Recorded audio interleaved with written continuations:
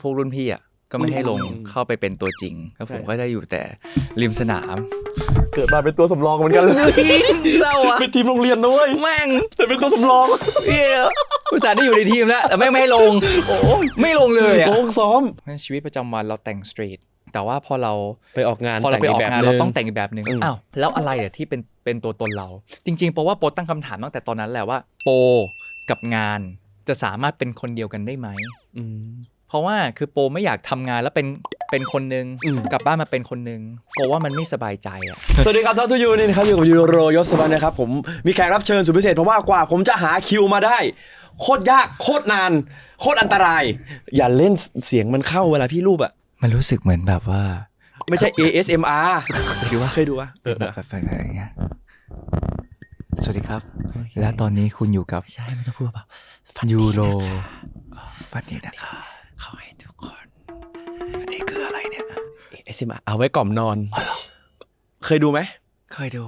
เคาะแต่ว่าเสียงเมื่อกี้มันดูกระเซาเขาต้องทำเสียงถ้าพูดแบบนี้มันจะตื่นอ๋อเหรอ ASMR ทำให้คนแบบเคลิ้มและหลับไปจริงเหรอใช่แล้วก็พี่เห็นไหมทีมเสียงหลับแล้วมันเขายิ้มอยู่แปลว่าเขาชอบสวัสดีคุณอโปณัฐวินครับผมพี่อโปนี่นะครับดีใจมากๆที่พี่มาไม่ผมไม่ดีใจเพราะผมได้มาอยู่ในรายการ Talk to You ผมเห็นคุณสัมภาษณ์มาหลายคนมากเลยจริงปะจริงใช่ผมโอ้ยผมรู้สึกตื่นเต้นอ่ะกับไมค์เนี่ยเพราะผมก็ปรับมานานแล้วผมรู้สึกเหมือนคลิปพวกแบบในโซเชียลอ่ะไม่ไปรายการอื่นพี่ก็เล่นแบบนี้ไหมไม่รายการอื่นผมคลิปลุกอันนี้ผมอยู่กับคุณไงโอเคครับผมว่าเป็นรายการฟีลแบบสบายฟีลไลฟ์โฮมปีโป้ไงปีโป้ก่อนอยากรู้เรื่องปีโป้ผมไม่เคยรู้หลายๆคนอาจจะรู้แล้วปีโป้เป็นมาอย่างไรปีโป้คือ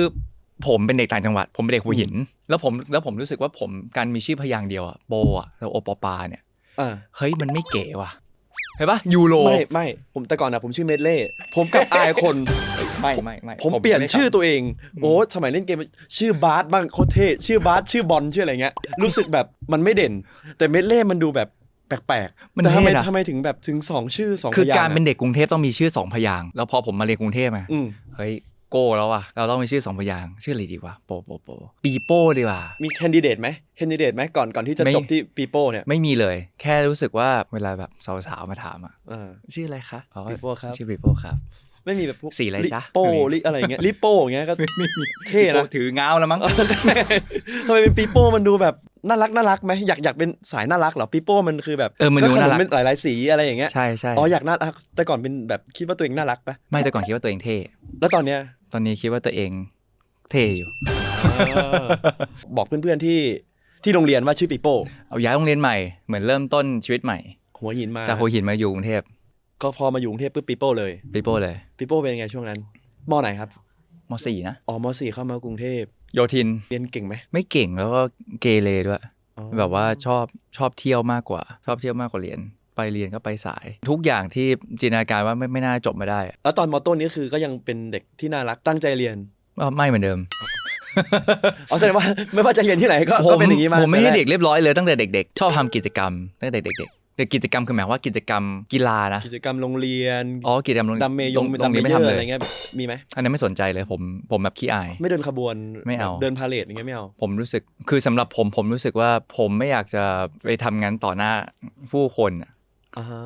ผมชอบทำกิจกรรมแบบกีฬามากกว่าเล่นอะไรจำเป็นเล่นบาสก็ทุกครั้งที่พักก็ต้องเล่นบาสรู้สึกว่าเฮ้ยตัวเองไม่น่าไปรอดว่ะเพราะว่าตอนนั้นแข่งกีฬาสีแล้วก็เพื่อนก็ไม่ให้ลงพวกรุ่นพี่อ่ะก็ไม่ให้ลงเข้าไปเป็นตัวจริงแล้วผมก็ได้อยู่แต่ริมสนามเกิดมาเป็นตัวสำรองเหมือนกันเลยเศร้าอ่ะเป็นทีมโรงเรียนนะเว้ยแม่งแต่เป็นตัวสำรองอุตส่าห์ได้อยู่ในทีมแล้วแต่แม่งไม่ให้ลงไม่ลงเลยอ่ะลงซ้อมเลิกเรียนเสร็จก็ต้องไปถูสนามใช่เพราะเป็นตัวสำรองใช่แล้วก็ไปยืนอยู่ข้างๆสนามแล้วก็แบบเมื่อไหร่จะได้ลงวะหมดเวลาซะแล้วไม่ได้ลงเหมือนกันเป็นบาสเหมือนกันใช่ก็อันนี้มันคือช่วงชีวิตวัยประถมมาเป็นนักแสดงตอนอายุ19เป็นนักแสดงตั้งแต่แบบอยู่มัธยมเลยเหรอตอนนั้นเป็นนายแบบก่อนตอนนั้นเหมือนเพิ่งจบม.6 มั้งก็เริ่มเป็นไปเดินแบบแล้วพอไปเดินแบบเสร็จปั๊บตอนนั้นกำลังจะเข้ามหาลัยผู้จัดการเก่าใช่ไหมเขาบอกว่าเฮ้ย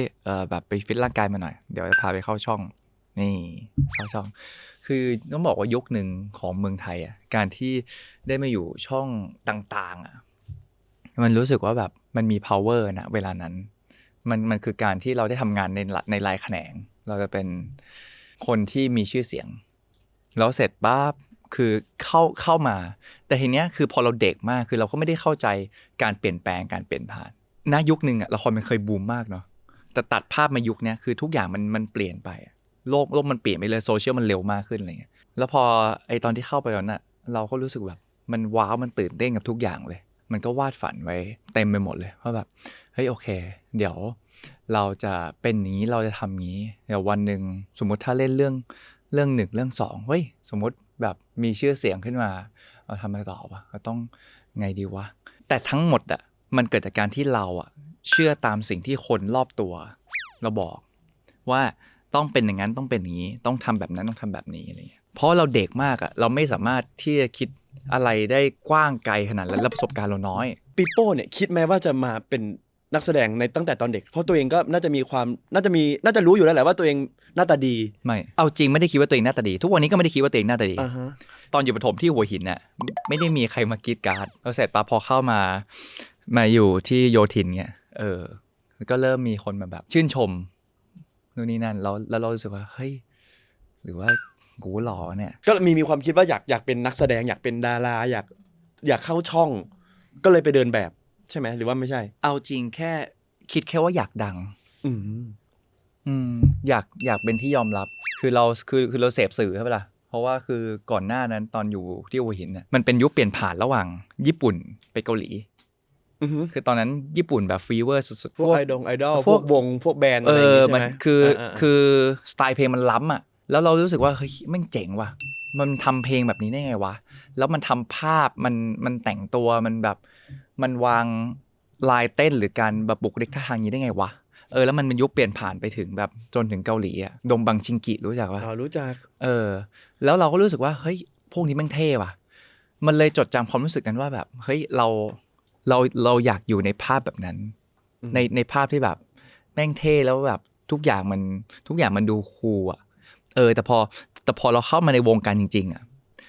คืออุตสาหกรรมบ้านเราอ่ะกับบ้านเขามันไม่เหมือนกันเลยอ่ะมันกลายเป็นแบบว่าอ๋อ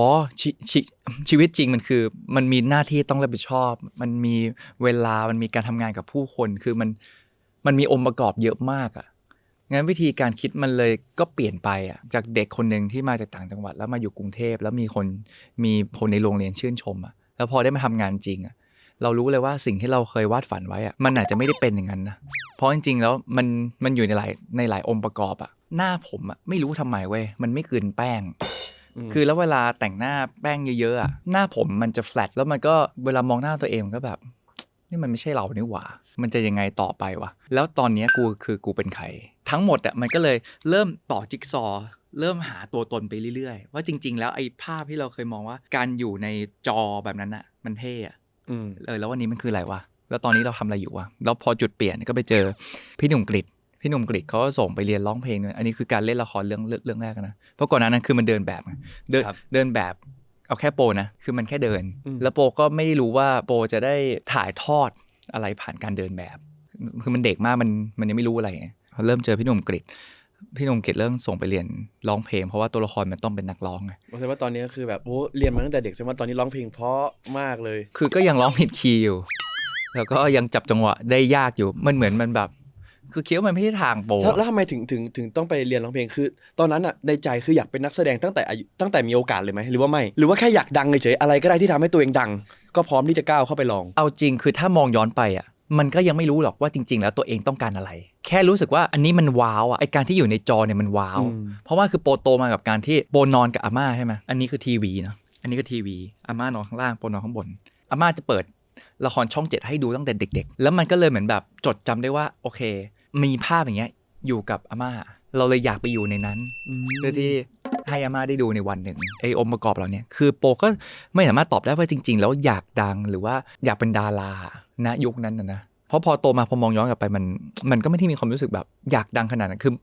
มันงงได้ซ้ำว่านี่กูกำลังทำอะไรอยู่แต่ว่าแค่มันดูว้าวชีวิตในวงการ แล้วพอได้เข้ามาเนี่ยพอมาเจอพี่หนุ่มเกียรติส่งไปเรียนร้องเพลงใช่ไหมเพราะว่าตัวละครมันต้องร้องเพลงแล้วมันก็เริ่มได้เรียนรู้ว่าเฮ้ยมันไม่ได้ง่ายเลยว่ะกับการที่ต้องมาทำอะไรสักอย่างเพื่อให้เราสามารถทำอะไรเป็นสิ่งหนึ่งอะไรเงี้ยคือไปเรียนกับครูแอลอะไรพวกเนี้ยพอทำการแสดงเสร็จปั๊บรู้สึกว่าเฮ้ยมันไม่ง่ายเลยว่ะกับการที่เราต้องถ่ายทอดเพราะประสบการณ์เราน้อยมากเรายังไม่ได้ผ่านโลกอะไรมาเลยแล้วเราจะถ่ายทอดได้ไงวะแล้วในยุคนั้นเรายังไม่ได้เคยมีแฟนแบบจริงๆจังๆคือมันเด็กมากคือมันก็แค่แบบว่าใช้ชีวิตแบบเฮฮาไปวันๆเนี่ยมาแบบก็ไปที่เราเคยคุยกันว่าพี่เล่นเกมด้วยสมัยเด็กใช่ไหมใช่สมัยก่อนไปเล่นเกมไปร้านเกมก็คือเลิกเรียนก็ไปร้านเกมใช่คือมันใช้ชีวิตอยู่แค่เกมออกกำลังกายเท่านั้นเลยไม่ค่อยมีประสบการณ์อื่นทางด้านพอมาแสดงปุ๊บมันต้องกลายเป็นบุคคลอื่นที่ตัวละครตัวนั้นมีประสบการณ์ในต่างๆนานามันก็เลยยากใช่ไหมแล้วคือตัวละครมันต้องตามคือมันชอบหญิงคนนึงมากแล้วมันก็ต้องตามจีบแล้วมันมีผู้ชายคนนึงที่ผู้หญิงคนนี้ก็รักอยู่คือโปไม่เข้าใจว่าสิ่งนี้มันคืออะไรวะเราเคยรักใครมากๆขนาดนั้นไหมวะแม่งไม่เลยวะแล้วเราก็ไม่ได้เจอผู้คนเยอะขนาดนั้นแล้วเราเป็นเด็กต่างจังหวัดอีกมันยังไงวะแล้วพอเริ่มรู้ตัวว่าโหการถ่ายทอดพวกนี้มันยากว่ะแล้วคือโปเป็นเด็กที่ไม่มีสมาธิและโปสมาธิสั้นสุดๆคือทุกวันนี้ที่นั่งสมาธิเพราะว่าสมาธิสั้นเลยพยายามโฟกัสมันสมาธิสั้นขนาดไหนสมาธิสั้นชนิดที่แบบเหมือนนั่งอ่านบทกับพี่นกโปก็นั่งขำคือเหมือนโปไม่เข้าใจนกชัดชัยเขาแบบโกรธมากเขาปาดินสอลงพื้นเขาขำว่ามึงขำอะไรอย่างเงี้ยใช่เพราะว่าเขาแค่รู้สึกว่าคือเหมือนมึงแม่งไม่มีความตั้งใจใดทั้งสิ้นแล้วมึงก็แบบดูไม่มีมารยาทใดทั้งสิ้นแต่เราอยากดังนะตอนนั้นเราอยากดังทำไมเราถึงไม่ตั้งใจตอนนั้นเริ่มสับสนแล้วว่าสิ่งที่กูทำอยู่อันนี้คืออะไรแต่สมัยนั้นโทษนะสมัยนั้นพวกฟีดแบ็กพวกอะไรมันไม่ค่อยมีคุณสามารถเล่นพันทิปก็เล่นพูดตรงๆก็คือเล่นแข็งก็เราอาจจะไม่ได้รับฟีดแบ็กอะไรนักข่าวมาถามมีฟีดแบ็กด้วยสมัยนี้นะถ้าสมัยเนี้ย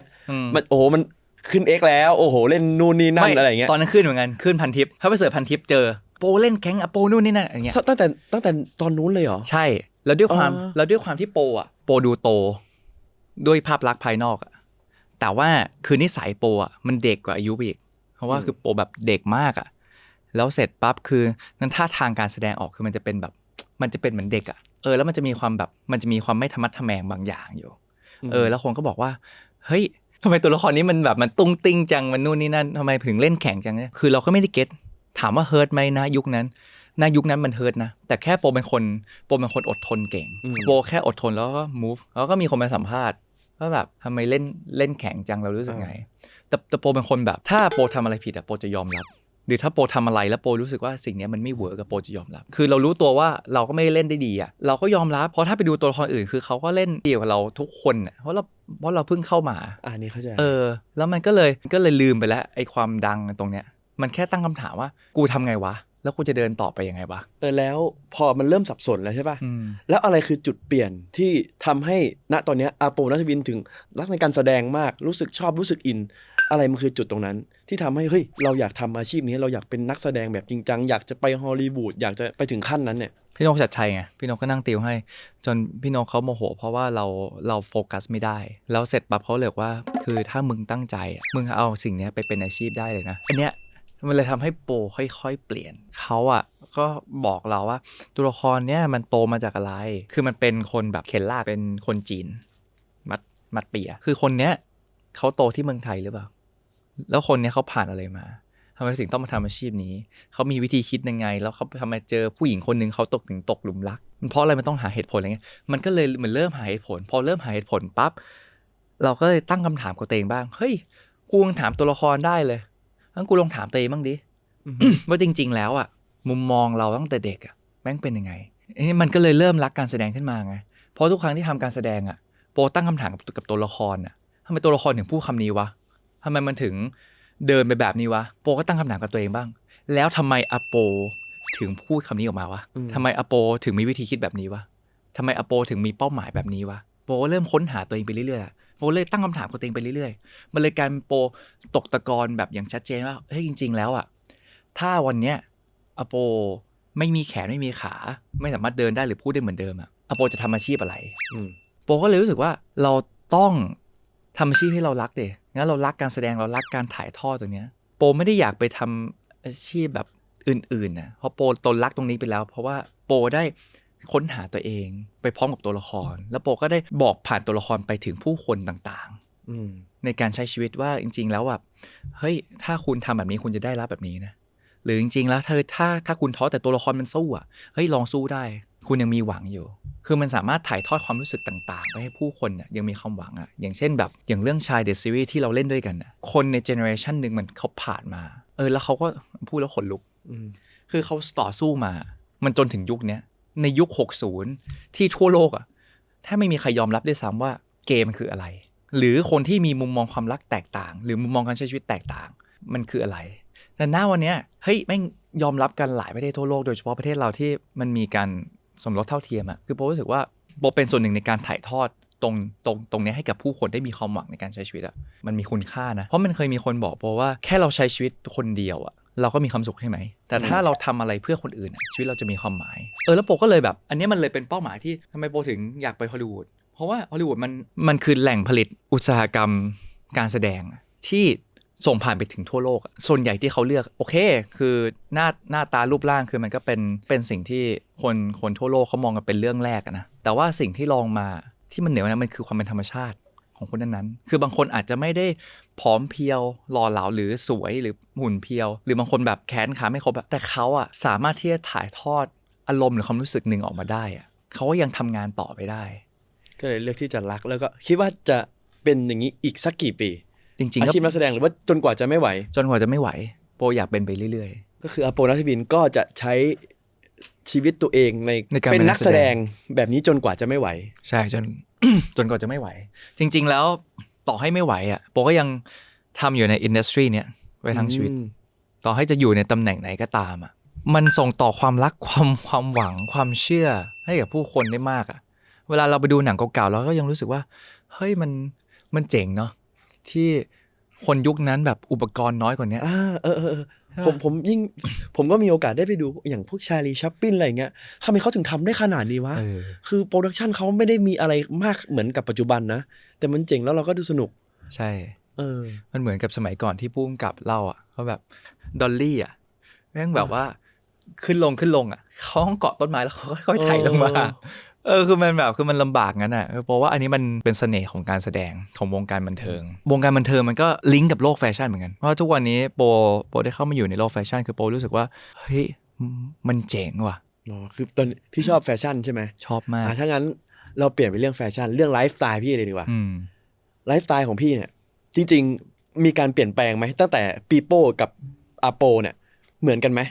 มีนะตั้งแต่เด็กๆเลยคือโปจำได้ว่าพ่อแม่โปไปต่างประเทศทุกปีแล้วเขาก็จะมีห้องแต่งตัวของเขาจะมีเสื้อผ้าต่างประเทศคือเราเป็นเด็กหัวหินใช่ไหมงั้นอากาศที่เราได้สัมผัสมันมีไม่มากหรอกงั้นเสื้อผ้าเราใส่เราก็จะไม่เยอะแล้วเวลาเราเห็นเสื้อผ้าที่พ่อแม่แบบเวลาเดินเข้าไปห้องแต่งตัวเราก็จะเห็นเสื้อผ้าแบบในลักษณะต่างๆเฮ้ยหมวกไหมพรมทำไมมันมีเสื้อสไตล์นี้ด้วยวะมันไม่มีแบบนี้ด้วยวะเฮ้ยมีเสื้อเฮ้ยขนอะไรวะเนี่ยมันน่าสนใจยังวะตั้งแต่เป็นอายุตั้งแต่เด็กๆเลยชอบเสื้อผ้าตั้งแต่เด็กๆเลยเหรอใช่ทำไมอะไรคือทำให้แบบเด็กผู้ชายคนนึงถึงไปรู้สึกอยากแต่งตัวชอบเสื้อผ้าชอบหมวกชอบอะไรต่างๆเนี่ยเพราะว่าสื่อ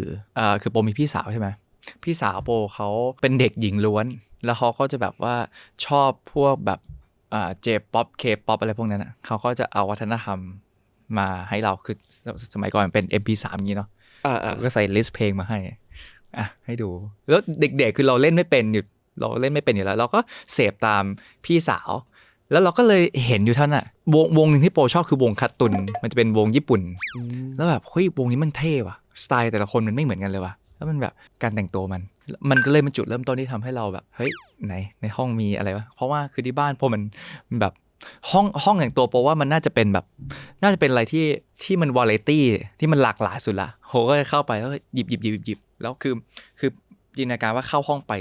เสื้อผ้าเต็มไปหมดเลยข้างหลังคือเป็นตู้ข้างหน้าคือเป็นกระจก3 บาน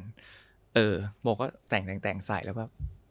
คือชอบแบบยุคเก่าๆไหมหรือว่าเพิ่งมาชอบยุคเก่าๆตอนโตแล้วเพิ่งมาชอบตอนโตแล้วอะไรคื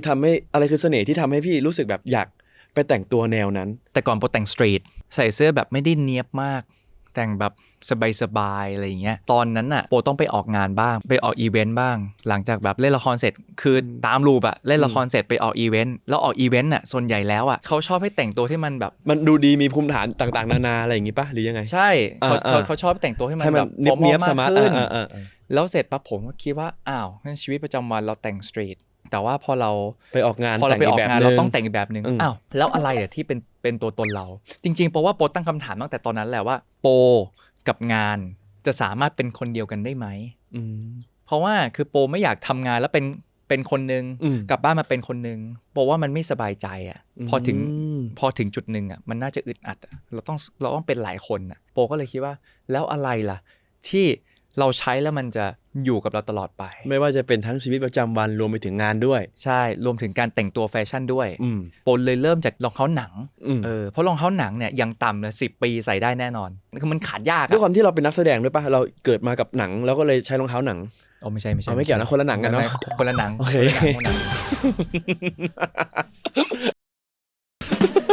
แล้วเด็กๆอ่ะคือเงินเราก็ไม่ได้เยอะมากเราก็เลยแบบว่าซื้อรองเท้าหนังมือสองก่อนเพราะตอนนั้นน่ะประกอบว่าเฮ้ยเราไม่อยากมี2ตัวตนแล้วบังเอิญช่วงนั้นที่สะสมมาไอ้รุ่นต่างๆนั่นนะไอ้รุ่นเนี้ยนั่นแหละไอ้รุ่นเนี้ยพื้นมันแตกเว้ยแล้วรู้สึกว่าเฮ้ยที่เราซื้อไม่ได้ใส่ทำไมแตกงี้เหรอคือใส่บ้างไม่ใส่บ้างเพราะเราอยากเก็บไว้เสร็จพื้นมันแตกพื้นแตกเฮ้ยราคามันไม่ได้ถูกนะ 4-5 พันอยู่นะคือเด็กๆอ่ะราคานั้นแพงมากสำหรับเด็กคนหนึ่งอ่ะแล้วถ้ามันไม่ last long อ่ะมันอยู่กับเราไม่ยั่งยืนทำไงวะโอเคไปเล่นรองเท้าหนังเลยอันนั้นคือจุดเปลี่ยนเลยอ่ะพอแค่รองเท้าแตกรู้สึกว่าโอ้โหเราเสียตังค์ซื้อมาเยอะแปลว่าการลงทุนนี้ไม่คุ้มเราต้องลงทุน1 ครั้งแล้วมั่นใจอยู่กับเราได้นานเลยเริ่มที่รองเท้าหนังมือสองก่อนก็เริ่มไปร้านมือสองไปดูแล้วของมือเฮ้ยมันราคา make sense มากเลยสมัยก่อนของมือสองไม่แพงแบบถูกมากเพราะของมือสองมันเกิดจากการที่ของที่ไม่ได้ใช้แล้วเอามา reuse แบบ 400-500 1,000 2,000โอ้โหแต่สภาพโอ้โหอย่างกริปแล้วโปรเลยรู้สึกนั่นแหละคือจุดเริ่มต้นคำว่ารองเท้าหนังเนี่ยมันคือยุคเก่าใช่ไหมแล้วมาเริ่มในข้างบนในเรื่องเสื้อผ้าต่างๆการแต่งตัวเงี้ยมาเป็นแบบออกแนววินเทจจากอะไรอ่ะก็รองเท้าหนังใช่ป่ะมันใส่กับกางเกงจ็อกกิ้งไม่ได้กางเกงจ็อกกิ้งคือกางเกงที่มันมีกางเกงรัดเหมือนกางเกงวอร์มที่มันจะรัดข้างล่างกางเกงวอร์มยังยืดอ่ะแต่มันไม่เข้าอ่ะมันก็เลยต้องหากางเกงที่มันเข้าเสร็จพอใส่กางเกงที่เข้าเฮ้ยใส่กับเสื้อยืดแล้วตอนนั้นเราผอมอ่ะมันไม่เท่ว่ะค่อยๆไปเสื้อเชิ้ตมันก็ค่อยขยับเงี้ยไปเรื่อยๆแล้วพอโปรแต่งไปเรื่อยๆอ่ะโปรรู้สึกว่าความสุขของโปรทุกครั้งคือการที่เข้าร้านของมือสองเข้าร้านขายเสื้อผ้าเข้าเหมือนมีจิตวิญญาณในอย่างในการเนี้ยก็คือในการมือสองมีมาเข้าฝันบ้างไหมไม่มียังไม่มีไม่เคยเลยยังไม่เคยนะผมไม่เคยเลย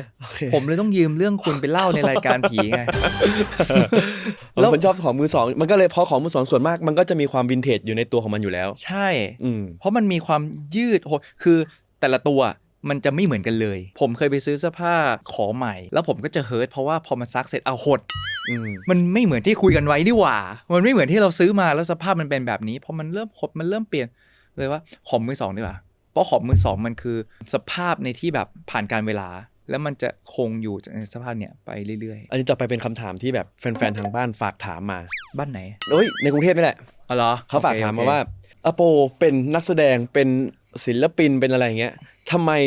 ไม่ค่อยเล่นโซเชียลมีแฟนๆฝากถามว่าเอ้ยทำไมรูปไม่ค่อยลงเมื่อไหร่จะลงรูปอันนี้มันคือเราเป็นคนยังไงเรารู้สึกว่าเราไม่อยากลงรูปอ่ะข้อแรกผมเป็นคนห่วง private zone อยู่แล้วผมเป็นคนชัดเจนอะว่าอันนี้คือบ้านอันนี้คือที่ทำงานอันนี้คือการเข้าสังคมงั้นคือผมก็จะไม่ลงพื้นที่ส่วนตัวในโซเชียลมากนักตั้งแต่เด็กๆแล้วนะคือมีอะไรคือผมก็จะไม่ได้แบบเล่าทั้งหมดอะไรเงี้ยอันนี้คือแต่แฟนๆเขาคิดถึงเขารอเขาอยากเห็นภาพคุณไงก็ไปดูผลงานเก่าๆก็ว่ากันไปหรือยังไงเดี๋ยวลงให้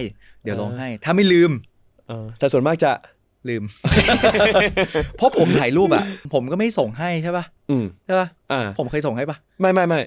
เพราะว่าชอบถ่ายรูปด้วยชอบถ่ายเก็บไว้แต่ก็ไอคนก็เฮ้ยอยากเห็นรูปนี้จากพี่โปจังเลยก็ไม่ได้เห็นหรือแม้แต่ทีมงาน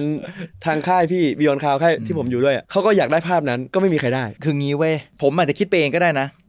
เหมือนกับว่าคือพอผมถ่ายรูปใดรูปหนึ่งไว้อะ หรือสมมติผมถ่ายรูปคนเนี้ยแล้วมันติดคนอื่นเนี้ยผมก็ไม่สบายใจที่ผมมาส่งให้เพราะผมรู้สึกว่าเดี๋ยวคนข้างหลังเขาจะไม่สบายใจคือผมแบบห่วง privacy คนอื่นแทนคนอื่นคือคิดแทนคนอื่นนั่นแหละโอเคครับแต่ว่าเดี๋ยววันหลังจะส่งให้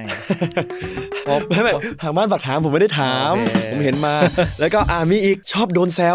วว่าเวลาไม่มีผลงานเขาเรียกว่าล่องหนหายตัวไปจากโซเชียลเลยอันนี้คือไปทำอะไรไปทำบุญเหรอไปแสวงบุญหรือว่าไปเดินป่าหรือไปทำอะไรไหม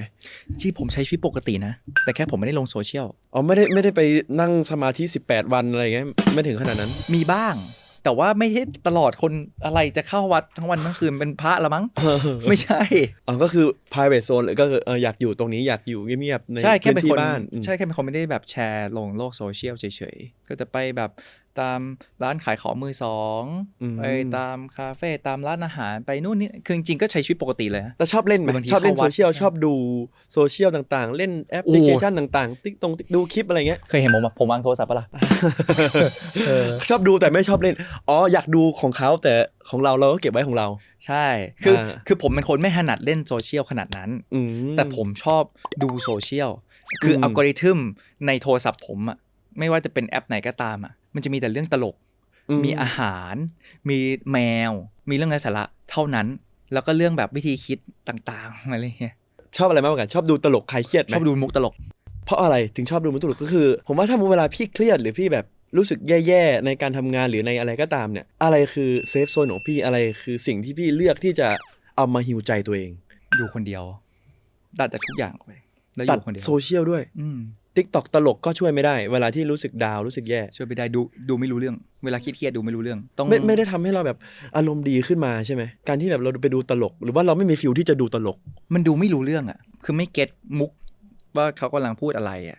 มันเหมือนสมองเราคิดเรื่องอื่นอ่ะพวกเลยตัดทุกอย่างทิ้งก่อนหยุดเล่นทุกอย่างเอาทุกอย่างแบบไปวางไกลๆแล้วทำอะไรหรือไม่เข้าป่าเพื่อที่จะอยู่นิ่งๆก่อนหายใจทบทวนกับตัวเองก่อนคือโปเป็นคนที่ต้องแยกเรื่องคือโปไม่ได้เก่งขนาดที่แบบเอาทุกเรื่อง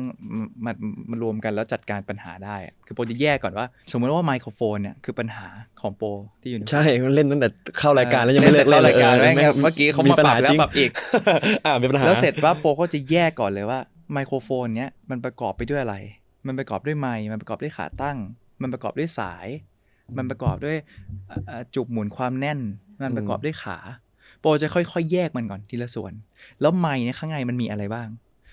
คือมันคือการที่หยุดทุกอย่างเพื่อที่จะค่อยๆเรียบเรียงทีละเรื่องว่าปัญหาในเนี้ยมันมีอะไรบ้าง1 2 3 4 5จะไป90ไม่งั้นแก้ไม่ถูกไม่งั้นมันมั่วก็คือไม่มีอะไรก็คืออยู่นิ่งๆอยู่เฉยแล้วก็ไปวิเคราะห์ปัญหาตรงนั้นว่ามันตรงไหนใช่แล้วพอรู้แล้วทำไงถ้าเอาเฉพาะโปนะถ้าโปรู้แล้วโปยอมรับว่าเราทำสิ่งนี้เราไม่ได้ทำสิ่งนี้กระบวนการภายในมันจะจัดการของมันเองมันเหมือนมันจะ move on ของมันเองมันจะป๊อกแล้วมันก็ moveเอามาเรื่องนี้ดีกว่าเรื่องพาร์ทเนอร์คนปัจจุบันนี่แหละที่ร่วมงานกันแล้วแบบเติบโตไปด้วยกันพี่สนเนี่ยฮะไม่ใช่ พี่มายภาคภูมิเราก็ได้ไปด้วยกันเนาะที่ต่างประเทศบ้างไปชายโชว์บ้างเอาจริงไม่ได้เจอเขามานานมากนะเพราะว่าแบบเหมือนต่างคนต่างไปทำกิจกรรมในพาร์ทของตัวเองกันจะกลับไปทัวร์ด้วยกันพวกเราก็ไปด้วยกันนี่ใช่ไหมชายเดอะซีรีส์เนี่ยที่เราได้ทำงานร่วมกันแม้แบบกับทีมมันเป็นอะไรที่มันเจ๋งมากเลยที่เรากำลังจะบอกว่าคนไทยแม่งมีมุมมองต่อโลกยังไงแล้วคนไทยแม่งแบบสวยงามและเจ๋งขนาดไหนอะไรเงี้ยเดี๋ยวเราจะได้ไปกันจริงๆก็บอกว่าจะเป็นไปไม่ได้เลยถ้าเกิดไม่มีแฟนๆที่น่ารักเพราะว่าเวลาไปไหนกันอ่ะคือเขาก็ชอบที่คุณเป็นคุณมากๆเลยแต่งตัวแบบจี๊ดจ๊าดคือแต่ก่อนตอนที่ผมอยู่เบียร์ข่าวแล้วตอนนี้ไม่ได้อยู่แล้วคนเดียวตอนที่ยังไม่มีคุณมาโอเคผมก็จะเป็นคนเดียวที่ผมแต่งตัวสีสันที่สุดแล้วทุกคนก็จะแบบจะรู้ว่าถ้าเดินมาแล้วแบบสีแม่งแบบแจ๊ดๆเนี่ยคืออโปเนี่ยทุกวันนี้ผมรู้สึกไม่โดดเดี่ยวละเพราะว่ายูโรแม่งแบบเรียงโขผมว่าผมชอบสีชมพูนะแต่ยูโรมันชอบสีบานเย็นชมพูแบบชมพูรองเท้ากระเป๋าเคสกระเป๋าเดินทางกระเป๋าเดินทางมี2 ใบทั้งชมพูและบานเย็นชมพูบานเย็นน่าอัศจรรย์มากผมรู้สึกไม่โดดเดี่ยวเลยครับผมดีใจมากแล้วนี่เดี๋ยวเราก็ได้เดินทางไปเจอแฟนๆกันแล้วถ้าพูดถึงแฟนๆเป็นไงบ้างระยะจะพูดมาเป็นนักแสดงมากี่ปีแล้วนะถ้าแค่นักแสดงนะ 11 ปีเป็นไงอยากพูดอะไรกับแฟนคลับสักหน่อยไหมเราดีใจไหมที่เขาสนับสนุนแล้วก็คอยซัพพอร์ตเรามาจนถึงทุกวันนี้แล้วก็เป็นบ้านที่ค่อนข้างที่จะใหญ่มากๆเหมือนกันสำหรับบ้านพี่โปดีใจครับกราบขอบพระคุณทุกท่านพ่อแม่พี่น้องปู่ย่าตายายลุงป้าน้าอาครับผมทั่วทุกที่ทุกสารทิศครับผมขอบคุณมากๆที่ทำให้โปมีวันนี้เราก็เดินไปด้วยกันนะครับผมคือเวลาแล้วที่เราทำอะไรสักอย่างแล้วไม่มีคนแบบซัพพอร์ตเหมือนเวลาที่เราทำอะไรสักอย่างแล้วเราหันไปถามพ่อแม่ว่าเราเก่งไหมแล้วพ่อแม่บอกว่าแบบสุดยอดเลยลูกมันเป็นความรู้สึกแบบเดียวกันเลยเราทำผลงานมาแล้วแฟนๆทุกคนบอกว่าเจ๋งพร้อมซัพพอร์ตมันมีความสุขนะแค่เรารู้สึกว่าเราไม่โดดเดี่ยวมันเป็นความรู้สึกงั้นแล้วยิ่งเวลาคือตอนแรกไม่เข้าใจเพราะว่าคือมันเห็นแต่ในโซเชียลไงตอนเหมือนแบบตอนเริ่มเล่นคินพอชแรกๆออกไปทัวร์เงี้ยพอเริ่มเห็นกับตาโหคือมันอัศจรรย์มากคนที่เราไม่เคยเจอกันมาก่อนแต่เขาแบบพร้อมซัพพอร์ตเอ็นดูเราแล้วรักเราเหลือเกินจนเราตั้งคำถามกับตัวเองว่าแล้วกูรักตัวเองได้เท่าที่เขารักเราหรือยังวะแล้วไอ้การเดินทางทั้งหมดที่ผ่านมาอย่าง4-5 ปีทั้งหมดเนี่ยมันทำให้เรารู้สึกว่าเขาเป็นกำลังที่สำคัญจริงๆในการเดินทางการทำงานของเราก็ถึงได้ขอบคุณเป็นอันดับแรกจะมีคำถามจากทางบ้านเหรอพี่เอาคำถามจากทางบ้านมาให้หน่อยครับถ้าแฟนคลับทุกคนคือม้วนฟิล์มที่คอยบันทึกชีวิตพี่อยากจะบอกอะไรกับฟิล์มเหล่านั้นในวันที่ภาพของพี่มันเบลอหรือมืดจนมองไม่ชัดแล้วจริงๆมันเป็นเรื่องของธรรมชาตินะมันมีเกิดขึ้นก็ต้องมีดับมันไม่มีอะไรที่มันจะอยู่ตลอดไป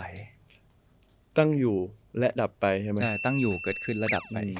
ต้นไม้ทุกต้นน่ะไม่มีต้นไหนที่ไม่ตายไม่มีต้นไหนที่ไม่เหี่ยวไม่มีต้นไหนที่ใบไม่ร่วงเราแค่ต้องเข้าใจ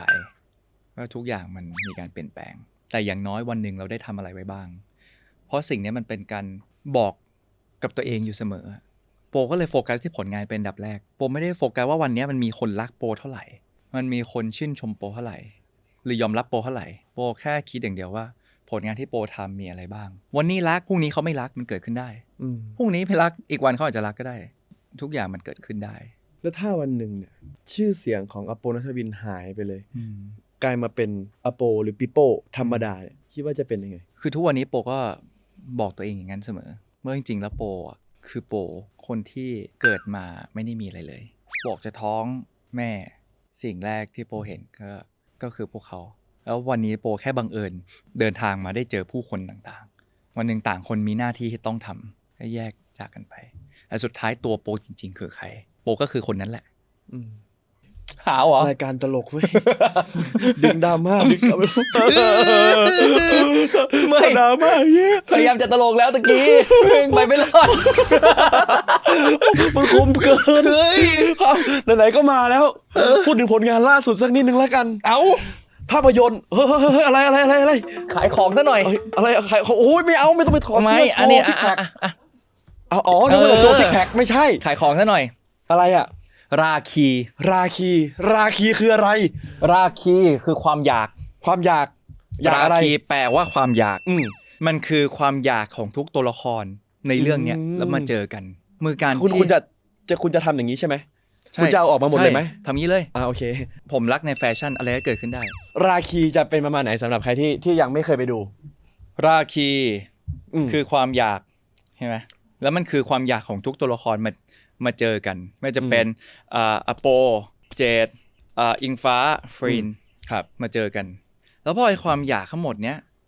มาเจอกันเรื่องราวมันก็ปั่นป่วนไงแต่เรื่องราวเนี่ยมันดันเกิดในอพาร์ตเมนต์หนึ่งปานและมารีมาเจอกันเฮ้ยคนไม่เจอกันนานเขาขึ้นไปที่ห้อง2 คนเขาทำอะไรกันวะใช่ป่ะคนที่อพาร์ตเมนต์มันก็อยากรู้ไงทำอะไรกันน่ะมันก็เลยความห่างไอตัวปานก็อยากไอตัวมารีก็อยากไอคนดูก็อยากตามชื่อเรื่องก็คือทุกคนราคีหมดทุกคนอยากหมดผมว่าแฟนๆก็น่าจะอยากราคีน่าจะอยากราคีทุกคนเป็นแฟนทุกคนน่าจะมีราคีที่จะได้ดูหนังเรื่องราคีพูดถึงการร่วมงานกับผู้กำกับทั้ง3 คนหน่อยไม่ว่าจะเป็นพี่ปอนพี่หนิงแล้วก็พี่พิงเป็นไงบ้างต้องบอกว่าโปรเจกต์นี้มันเริ่มต้นด้วยพี่พิงครับพี่พิงคือคนทำโปรเจกต์เกิดขึ้นมาแล้วพี่ปอนก็ไปเทคโอเวอร์มาเสร็จปั๊บพี่ปอนก็ปรับบทใหม่เขียนบทแล้วก็ไม่ว่าจะเป็นตลกหรือผีจริงๆเขาทำหลายพาร์ทรวมถึงการกำกับด้วย แล้วเขาเลยดึงคุณหนิงเข้ามาคุณหนิงช่วยเรื่องดูแลการแสดงไงคือถ้าเป็นสำหรับโปอะโปว่าพอบทมันได้อยู่แล้วอะบทนี่เป็นอะไรที่ยากมากแก่นที่สำคัญที่สุดคือถ้าบทไม่ได้คือแย่เลยก็คือบทอันเนี้ยคือที่พี่ปอเขียนมากับพี่ก๊อฟอะแล้วโปรู้สึกว่าเฮ้ยบทมันดีอยู่แล้วว่ะเล่นไงแม่งก็มันแน่เลยว่ะอย่างเช่นที่เห็นในเทรลเลอร์เห็นเทรลเลอร์มีที่โดดลงมาแล้วตายใช่ไหมที่ลงมาแล้วตายด้วยแล้วทีเนี้ยพอมาซีนท้ายอ่ะทุกคนก็ไปนั่งจุ่มกันอยู่ตรงกลางแล้วก็เอาเทียนล้อมรอบแล้วพอผีพัดเสร็จปั๊บแทนที่จะกลัวใช่ป่ะเฮ้ยเทียนดับแฮปปี้เบิร์ดเดย์ทูยคือผมรู้สึกว่าเฮ้ยมันเป็นมุกแบบดาร์กโจ๊กที่มันกวนตีนโคตรเลยอ่ะเรื่องนี้ต้องลุ้นอะไรบ้างต้องไปลุ้นหาฆาตกรอะไรไหมลุ้นหาฆาตกรเนี่ยไม่เท่าลุ้นว่าแต่ละตัวละครเนี่ยเขาจะทำอะไรออกมาฝากนิดนึงภาพยนตร์เรื่องนี้คุณอยากพูดอะไรกับแฟนๆที่อยากไปดูหรือว่าสำหรับใครที่ผ่านเข้ามาแล้วอยากเรียนเชิญไปดูคือโปว่าหลายคนจะรู้จัก Beyond Cloud ในมุมไหนก็ตามอะแต่ว่าเรื่องนี้มันจะตอบโจทย์ได้แบบอย่างชัดเจนสุดว่า Beyond Cloud เราคือใครบุคลิกภาพของ Beyond Cloud คือยูนิคคือมีความเป็นตัวของตัวเองสูงในแง่ของความกวนในแง่ของความจริงจังทำอะไรเต็มที่แล้วก็มีความซ่าสนุกอยู่ในนั้นหนังเรื่องนี้ก็เป็นแบบนั้นเหมือนกันหนังของราคีมันคือการบอกตัวตนของBeyond Cloudอย่างแท้จริงว่าเราคือใครเชื่อว่าทุกคนจะชอบมันแน่นอนแล้วมันดูได้ทั่วโลกจริงๆมันเป็นพล็อตเรื่องที่มันย่อยง่ายหลายๆเรื่องอาจจะต้องแบบเข้าไปเฮ้ยต้องตั้งสตินี่แหละแต่เรื่องเนี้ยไม่เลยแค่เข้าไปแล้วนั่งดูแล้วตามไปกับตัวละครคือแบบเป็นหนังที่ไม่ต้องคิดเลยดูแล้วแบบตามไปได้สนุกสนานแต่ว่าภาพกับสีหรือมุมกล้องเนี้ยมันอาจจะทำให้ดูแบบให้มันดูลุ้นระทึกหน่อยเพราะให้มันเป็นหนังผีปะมันคือหนังผีไหมจริงๆแล้วแล้วมันคือหนังผีแต่ผีเนี่ยกวนตีนมันเป็นผีที่มันไม่ยอมอ่ะตายแล้วแต่กูก็ไม่ยอมอ่ะว่ามึงจะทำอะไรกูคือมันเป็นอย่างนั้นก็อยากให้ไปดูกันวันที่26 กุมภาพันธ์ครับผมก็ฝากติดตามด้วยครับภาพยนตร์ของ Beyond Cloud พี่อโปณัฐวินนะครับสำหรับเรื่องราคีครับก็วันนี้ขอบคุณมากมายเลยที่อุตส่าห์เสียสละเวลาพูดเยอะมากพูดเก่งมากตอนแรกก็กังวลอยู่ว่าเฮ้ยจะคุยอะไรกับพี่ดีผมเลยผมไม่ต้องถามเลยพี่เล่าละเอียดมาหมดเลยจริงๆไม่ต้องมีผมเลยจริงๆเปิดมาแล้วเป็นหน้าปุ๊บแล้วก็เป็นพี่ซัดเลยแล้วพี่ก็อ่านคำถามเอาว่าผมจะถามอะไรอย่างเงี้ยแต่เป็นรายการฮาๆครับนะครับแต่รอยยิ้มน้อยมากนะพี่จริงจังมากแต่สไตล์พี่แหละเข้าใจแต่เวลาพี่ยิ้มอ่ะแฟนๆก็น่าจะยิ้มตามอยู่แล้วเขายิ้มในความหล่อความจริงจังของพี่มีความเท่ความคมความสุขุมความวินเทจดูดีการเกาและการเล่นไมค์แค่นี้ก็ได้หลายแก๊กแล้วกูไม่ได้เอาตังค์มานะมึงอยากได้อะไรเดี๋ยวกูจะโอเคขอบคุณมากครับผมเราจะไปมุกนี้นะผมจะถามว่าชีวิตส่วนตัวพี่ทำอะไรบ้างแล้วพี่ก็จะแบบว่าถ้ากูบอกก็ไม่ส่วนตัวดิโอเคนะอยากถามเรื่องส่วนตัวเวลาแบบก็คือเวลาไม่ได้ทำงานพี่พักผ่อนอะไรเงี้ยส่วนตัวพี่ทำอะไรบ้างกูตอบแล้วมันจะส่วนตัวเหรอไม่ตลกวะตลกไหมวะไม่ตลกโอ้คัด